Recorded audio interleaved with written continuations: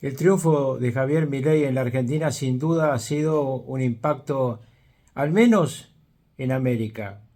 Claramente en muchos países europeos, sobre todo en España e Italia, también.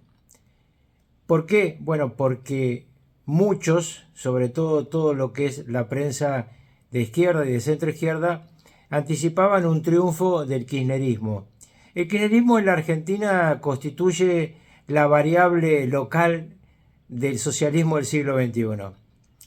Yo dije públicamente, está registrado, lo ha reconocido la televisión argentina, que el presidente iba a ganar por más de 8 puntos de ventaja. Terminó ganando por 11 puntos de ventaja, ganó casi todo el país y sobre todo ganó la estratégica provincia de Buenos Aires.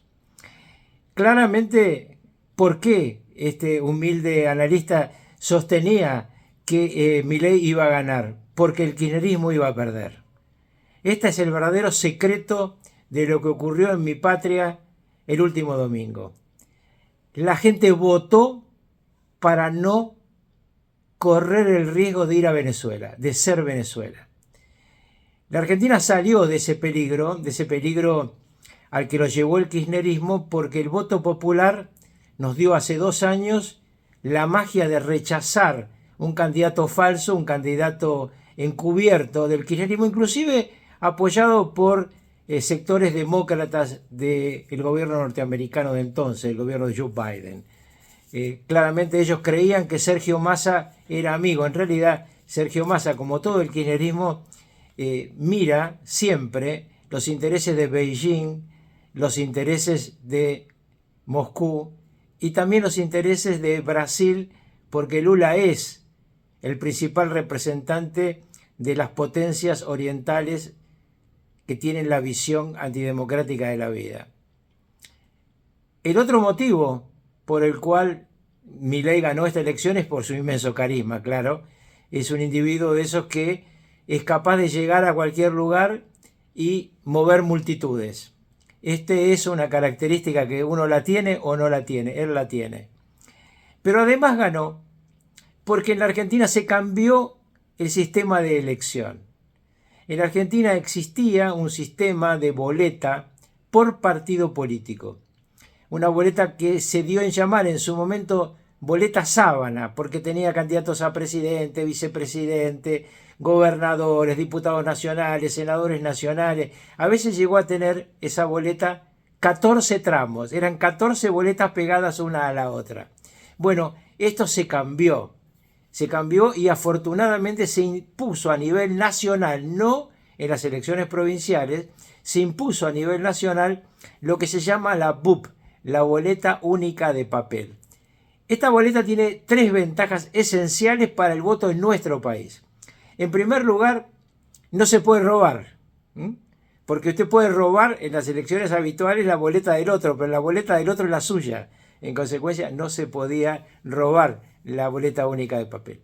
En segundo lugar, la boleta única de papel se da en la mesa con la firma del presidente de mesa y usted tiene que entrar, no tiene sobre, tiene que entrar, marcar lo que desea, la dobla y la coloca en la urna delante del presidente de mesa y los fiscales. Es decir, se eliminó un sistema muy común en la Argentina que se llama voto cadena.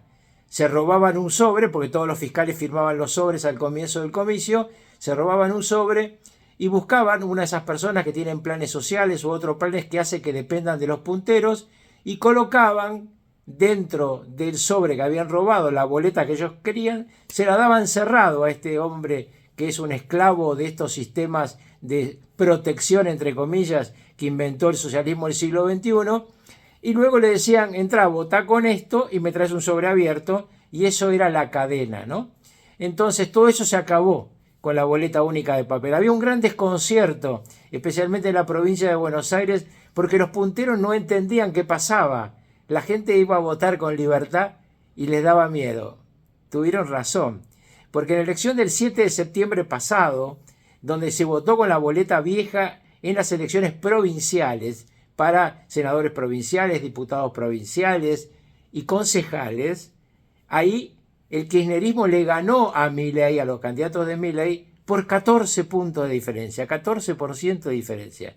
Ahora perdieron por 1% de diferencia en lo que es el lugar central del poder kirchnerista, que es la provincia de Buenos Aires, donde está la sombra de Cristina Fernández de Kirchner, que pese a estar presa, está presa más o menos, porque está en un departamento muy cómodo, en un lugar muy accesible, tiene una tobillera, pero ella sale al balcón y le habla a la gente, en fin, esas prisiones sui generis que lamentablemente se hacen en nuestros países. No está con un uniforme naranja y en una cárcel como ocurriría en los Estados Unidos.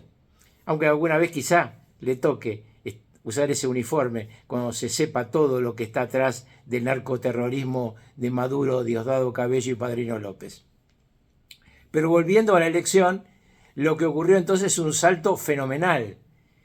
Menos 14 a más 1 es un salto fenomenal. Son millones de personas que cambiaron su voto o que en realidad dejaron de ser prisioneros de un sistema y con libertad eligieron no a los Maduro de Argentina, sino que eligieron a la democracia de Argentina.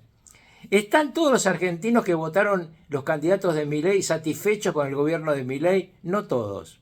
Muchos tienen aún dudas, porque claramente no se puede en 2 años acabar con 20 años de destrucción.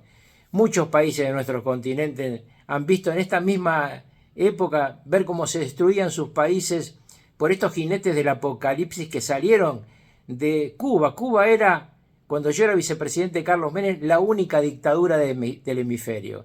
Pero de ese huevo de la serpiente salió la serpiente de Brasil, la serpiente obviamente de Nicaragua, la de Bolivia, la de Chile, la de obviamente Maduro y compañía, y la de Petro, este hermano siamés, como le gusta llamarlo a Maduro, que tiene las mismas costumbres que Nicolás Maduro y que además tiene un problema evidentemente de qué cosa consume, porque en la noche del domingo, cuando acá festejaba la Argentina de la libertad haber derrotado al totalitarismo, él salió a estar demostrando su alegría por el triunfo de la gente de Cristina. Así que evidentemente debiera cuidar quienes lo rodean qué cosas le dan, no sea cosa que a veces uno termine consumiendo lo que vende.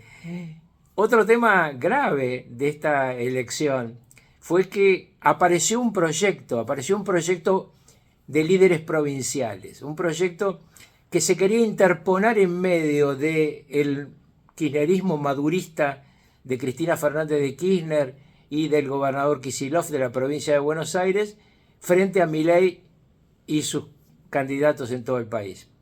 Bueno, esa tercera vía, una tercera vía también neopopulista, no es una tercera vía que crea absolutamente en el mercado.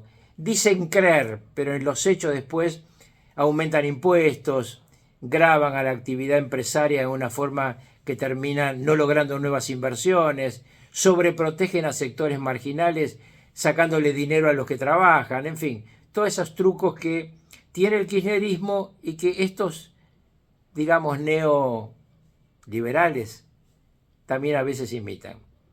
¿Cómo les fue? Bueno, perdieron en todas las provincias en las que se presentaron, pero perdieron además estrepitosamente.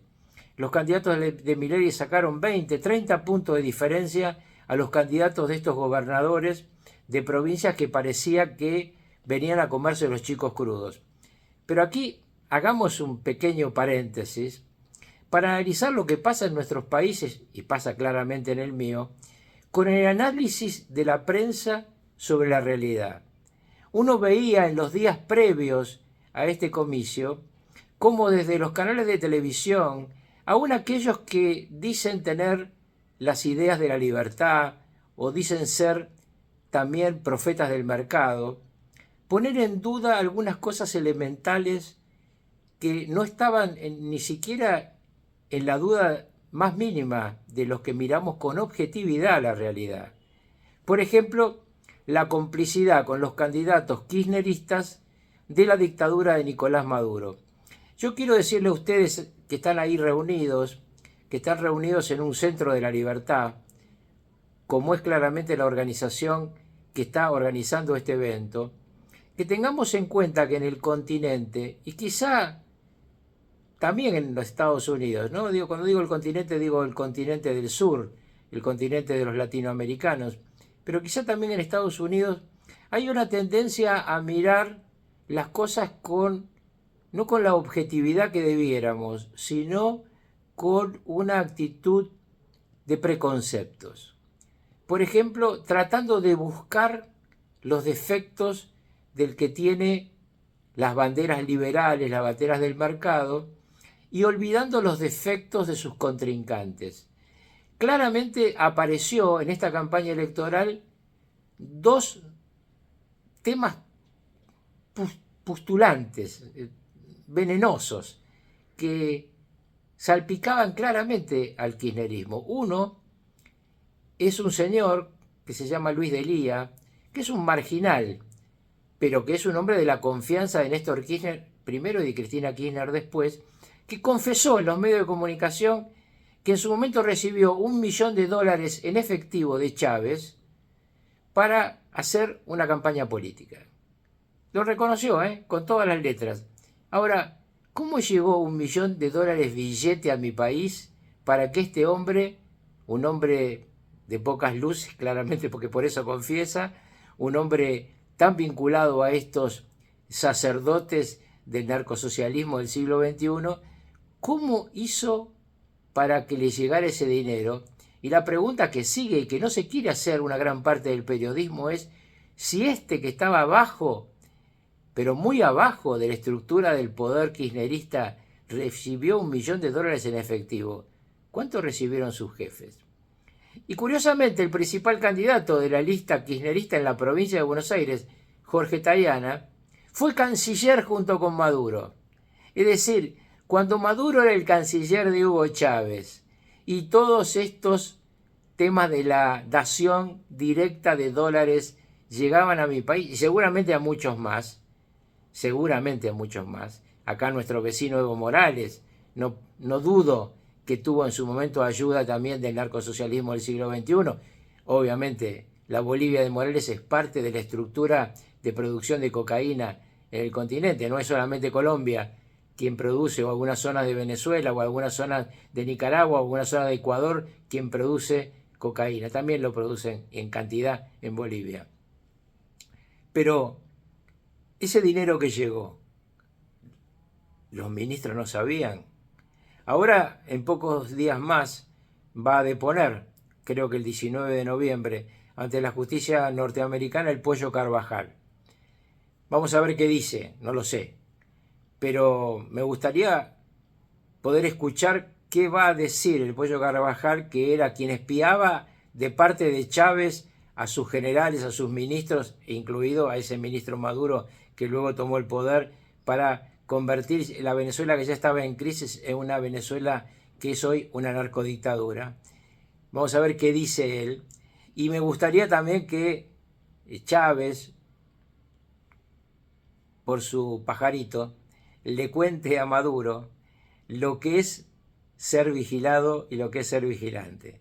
Maduro, Diosdado Cabello, Padrino López, los hermanos Rodríguez, son para los que estamos recordando los sufrimientos de nuestro subcontinente, gente que queremos que hable. Yo sé que hay muchos venezolanos, muchos que van a estar ahí, que van a estar diciendo que los maten, que los maten. Yo lo quisiera ver 30 años en una prisión norteamericana vestido de naranjas, al lado de los narcotraficantes mexicanos que ya han sido juzgados y están condenados, y sobre todo hablando. Estamos todos esperando qué nos dicen estos tipos, porque hay acá una versión que corre por mi país de que hay una contabilidad paralela que llevan Diosdado Cabello y Maduro porque se sospechan mutuamente, donde está la cantidad de dólares que vinieron a nuestros países, a quién se los dieron, y cuando digo a quién se los dieron, no es solamente a los políticos, también a empresarios, también a periodistas.